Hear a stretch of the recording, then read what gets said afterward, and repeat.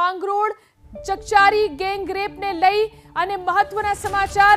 આ કેસની અંદર 2 આરોપીને આજીવન કેદની સજા સંભળાવવામાં આવી છે। સુરતના ચકચારી માંગરોળ ગેંગ રેપ કેસમાં 2 આરોપીને આજીવન કેદની સજા। આરોપી મુન્ના કરબલી પાસવાનને કોર્ટે આજીવન કેદની સજા ફટકારી છે, તો આરોપી સજીવન ઉર્ફે રાજુ વિશ્વકર્માને પણ આજીવન કેદની સજા ફટકારવામાં આવી છે। ગેંગરેપ કેસના એક આરોપી શિવશંકરનું મૃત્યુ થઈ ચૂક્યું છે, ત્યારે 3 આરોપીમાંથી 2ને સજા સંભળાવવામાં આવી। સુરતના ચકચારી માંગરોળ ગેંગરેપ કેસમાં 2 આરોપીને આજીવન કેદની સજા સંભળાવાઈ છે। આરોપી મુન્ના કરબલી પાસવાનને કોર્ટે આજીવન કેદની સજા ફટકારી, તો સજીવન ઉર્ફે રાજુ વિશ્વકર્માને પણ આજીવન કેદની સજા સંભળાવવામાં આવી છે। તો ગેંગરેપ કેસના વધુ એક આરોપી શિવશંકરનું મોત નીપજ્યું હતું, ત્યારે 72 કલાકમાં 3 આરોપીની ગેંગરેપ કેસમાં ધરપકડ કરવામાં આવી હતી અને ટ્રાયલ જલ્દી ચલાવવામાં આવી। જે રીતે આ કેસ જલ્દીથી ચલાવવામાં આવ્યો છે, 130 દિવસમાં જ સજા સંભળાવવામાં આવી। વધુ જાણકારી મેળવી અમારા સંવાદદાતા ધનરાજ આપણી સાથે લાઈવ જોડાયા છે। જી ધનરાજ, આ કેસની અંદર ક્યારે ઝડપી ચુકાદો આવે ને ક્યારે સજા થાય તેની રાહ તમામ લોકો જોઈ રહ્યા હતા, છેવટે સજા સંભળાવી દેવામાં આવી છે।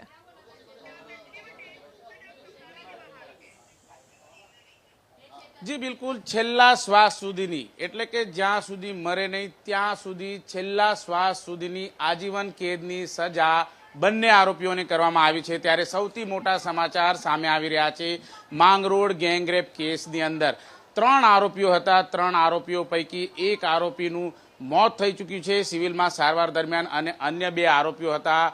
એક આરોપી વ્હીલચેર પર આવ્યો હતો અને બીજો એનો સાથી બન્યો હતો, વ્હીલચેર લઈને કોર્ટ પરિસરમાં આવ્યો હતો। ત્યારે તે બાબતને લઈને પણ અત્યારે હાલ ચર્ચા ઉઠી છે કે આ બંને આરોપીઓને આજે સજા સંભળાવવામાં આવનાર છે। ત્યારે નામદાર કોર્ટ દ્વારા અત્યારે સજા સંભળાવવામાં આવી છે અને જે પ્રમાણે દંડ છે એ પણ આપવામાં આવ્યો છે। ત્યારે આ બંને આરોપીઓને સજા સંભળાવવામાં આવી રહી હતી, ત્યારે આરોપીઓ હાથ જોડીને જજ સમક્ષ આજીજી કરતા હોય એ પ્રમાણે અત્યારે દ્રશ્ય પ્રતિષ્ઠિત થઈ રહ્યું હતું, પરંતુ જે પ્રમાણેની ઘટના તેમણે અંજામ આપ્યો છે, ગેંગ રેપની ઘટનાને તેમણે અંજામ આપ્યો છે, ત્યારે જઘન્ય અપરાધ કહી શકાય। અને આ જઘન્ય અપરાધની અંદર જે પ્રમાણે અત્યારે હાલ સજા સંભળાવવામાં આવી છે, ત્યારે બંને આરોપીઓ છે એ બંને આરોપીઓને આજીવન કેદની સજા એટલે કે છેલ્લા શ્વાસ સુધી તેઓ જીવે ત્યાં સુધી જેલમાં તેમણે આ રીતે જે સજા કાપવી પડશે।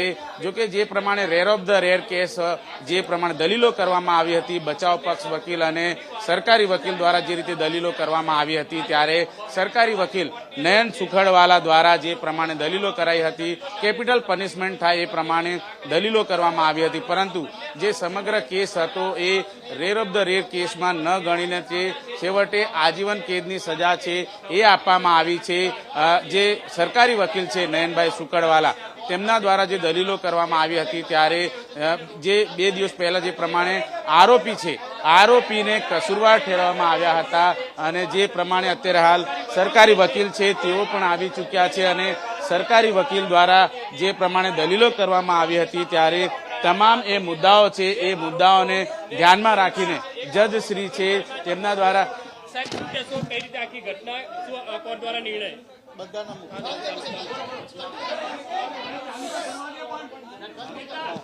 પોક્સો કોસંબા માંગરોળ ખાતે જે ગેંગરેપનો બનાવ બનેલો 8-10ના રોજ, તે કેસમાં સુરતના સ્પેશિયલ કોર્ટના જજ શ્રી વી પરમાર સાહેબે શનિવારે ચુકાદો જાહેર કર્યો અને 2 આરોપીને દોષિત ઠેરવા સજા બાબતનો ચુકાદો પેન્ડિંગ રાખવામાં આવેલો હતો। બંને પક્ષની દલીલો પૂર્ણ થયા બાદ આજે નામદાર કોર્ટના ન્યાયાધીશ શ્રી પરમાર સાહેબે ચુકાદો જાહેર કર્યો છે। તે પ્રમાણે BNSની કલમ 72 એટલે ગેંગરેપના ગુનામાં બંને આરોપીને આજીવન કેદની સજા ફટકારી છે તથા 5000નો દંડ કર્યો છે।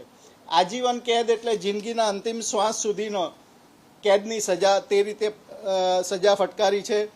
એ ઉપરાંત પોક્સો એક્ટ હેઠળ પણ એને આજીવન કેદ અને 5000 રૂપિયાનો દંડની સજા કરી છે। એટ્રોસિટી એક્ટ હેઠળ પણ એને મેક્સિમમ સજા ફટકારવામાં આવી છે તથા દંડ ફટકારવામાં આવ્યો છે। સાથે સાથે ભોગ બનનાર પીડિતાને વિક્ટિમ સહાય યોજનામાંથી 10 લાખ રૂપિયાનું વળતર આપવું તેવો પણ હુકમ કર્યો છે. નામદાર કોર્ટે પોતાના ચુકાદામાં નોંધ્યું છે કે આરોપીનો ગુનાહિત ઇતિહાસ જોતા અને જે રીતે મોબાઈલમાં ક્લિપો જોઈ અને માનસિક વિકૃતિ જોતા, એ ઉપરાંત ભોગ બનનારના પરિવારને જે આઘાત લાગ્યો છે એ બધું જોતા આ આરોપીને ઓછી સજા કરવી એ યોગ્ય દેખાશે નહીં. સમાજની પણ અપેક્ષા છે કે આને વ્યવસ્થિત એના ગુના પ્રમાણેની સજા હોવી જોઈએ. નામદાર કોર્ટે સુપ્રીમ કોર્ટનું એક જજમેન્ટ પણ પોતાના જજમેન્ટમાં ટાંક્યું છે કે આને શું કામ હું ઓછી સજા નથી કરતો. એ કેસમાં નીચલી કોર્ટે ઓછી સજા કરેલી, પણ નામદાર કોર્ટે કહ્યું કે ભાઈ આ બળાત્કારના કેસમાં આ રીતની ઓછી સજા કરવી પણ એ યોગ્ય નહીં ગણાશે. નામદાર કોર્ટે પોતાના ચુકાદામાં આરોપીની વર્તણૂક બાબતે સમાજને જે ન્યાયની જરૂરત છે તે બાબતે એ પણ ટિપ્પણી કરી છે. કુલ લગભગ 525થી ઉપર પાનાનું નામદાર કોર્ટે આજે જજમેન્ટ જાહેર કર્યું છે. આ કેસમાં કુલ 47 જેટલા સાક્ષીઓ હતા. એ ઉપરાંત દસ્તાવેજી પુરાવા લગભગ 85થી 90 જેટલા દસ્તાવેજી પુરાવા હતા. મેડિકલ એવિડન્સ, સાયન્ટિફિક એવિડન્સ છે, FSLનો પુરાવો છે, એક્સ્ટ્રા જ્યુડિશિયલ કન્ફેશન એનો પુરાવો છે, મોબાઈલની ક્લિપો છે તેનો પુરાવો છે.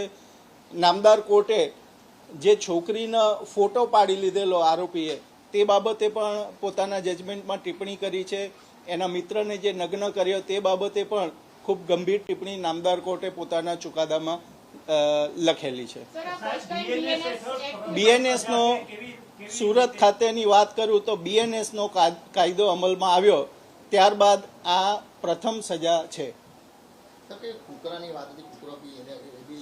આ કેસમાં એક્સ્ટ્રા જ્યુડિશિયલ કન્ફેશન હતું, એટલે કે 8મી તારીખે રાતના બનાવ પછી આરોપી ત્યાંથી સ્થળ પરથી નાસી ગયેલા હતા, નાસ્તા ફરતા હતા, છુપાતા હતા. એટલે વહેલી સવારે આરોપી રાજુએ એના શેઠ તનવીરને ફોન કરીને કહ્યું કે અમારથી આવું થઈ ગયું છે, અમે 3 જણ હતા, મોટરસાઇકલ ત્યાં સ્થળ પર રહી ગયું છે, આ કારણસર છોકરીની સાથે અમે રેપ કર્યો છે, તમે કોઈને પણ પૈસા આપીને મામલા રફા દફા કરાવો, અમે છોકરીની કઈ જ્ઞાતિની છે તે પણ પૂછ્યું. એ બાબતની બધી જે ટિપ્પણી એક બંને વચ્ચે અરસપરસ વાતો થઈ, એ વાતો આરોપી રાજુના શેઠના મોબાઈલમાં ઓટો રેકોર્ડિંગ થઈ અને એ મોબાઈલ પણ નામદાર કોર્ટમાં અસલ મોબાઈલ પણ અમે જમા કરાવ્યો. સ્પેક્ટ્રોગ્રાફી ટેસ્ટનો રિપોર્ટ એ પણ જમા કરાવ્યો. નામદાર કોર્ટમાં મોબાઈલ પણ પ્લે કરીને બતાવ્યો અને એ પ્લે કર્યો એ દરમિયાન કુકડાનો અવાજ કુલ 13 વખત આવ્યો. એટલે સરકાર તરફે મેં કીધું કે સાહેબ આ ગોટઅપ પુરાવો નથી, આખી રાત ભાગતા હતા, સવારમાં વહેલી સવારે 6 વાગે સામાન્ય રીતે કુકડો બોલવાનો અવાજ છે. આ બંનેની વાતચીત વચ્ચે કુકડાઓનો પણ અવાજ આવે છે. એટલે આ કોઈ પોલીસે પાછળથી ઊભો કરેલો પુરાવો નથી, તે સીધું અનુમાન થઈ શકે. કારણ કે બનાવ પછી આરોપી આ ખેતરોમાં ને બધા સંતાતા ફરતા હતા. આ કામમાં આરોપીને પકડવાને માટે જે ટીમ હતી એ ટીમના એક અધિકારી ભટોળે ફાયરિંગ પણ કરવું પડ્યું હતું અને એના ફાયરિંગના ખાલી કારતૂસ વગેરે એ પણ ગુનાના કામે કબજે કરેલું છે. એ આરોપી બનાવ પછી નાસ્તા બાગતા ફરતા હતા, આરોપી ખેતરમાં દોડતા કંઈ પડી ગયેલા હતા, એને કારણે એને ફ્રેક્ચર થયેલું હતું, એને એ કારણે